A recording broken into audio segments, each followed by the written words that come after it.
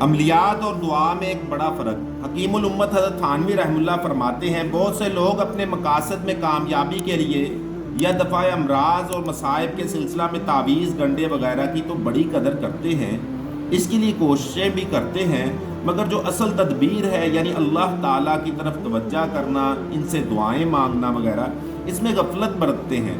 میرا تجربہ یہ ہے کہ کوئی نقش یا تعویذ دعا کے برابر مؤثر نہیں ہو سکتا۔ ہاں، دعا کو دعا کی طرح یعنی مع آداب اور طریقہ سنت کے مطابق مانگا جائے اور قبولیت کے یہ سوچنے سے کہ پرہیز کیا جائے کہ نہیں ہوگی۔ عملیات، تعویذات، دعائے توجہ اللہ، ان دونوں کا حال الگ الگ ہے۔ وہ یہ کہ عملیات میں شان دعوے کی ہوتی ہے اور دعا میں سراسر احتیاج، نیاز مندی، عاجزی کی شان ہوتی ہے۔ اللہ تعالیٰ کے فضل و کرم پر معاملہ ہے۔ عملیات میں یہ نیاز یعنی عاجزی نہیں ہوتا، بلکہ اس پر نظر رہتی ہے کہ جو ہم پڑھ رہے ہیں وظائف وغیرہ، اس کا خاصا تاثیر یہ ہے کہ یہ کام ہو ہی جائے گا۔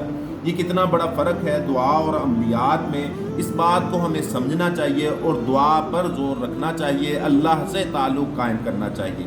ہمارے چینل کو لائک کریں، سبسکرائب کریں، بہت شکریہ۔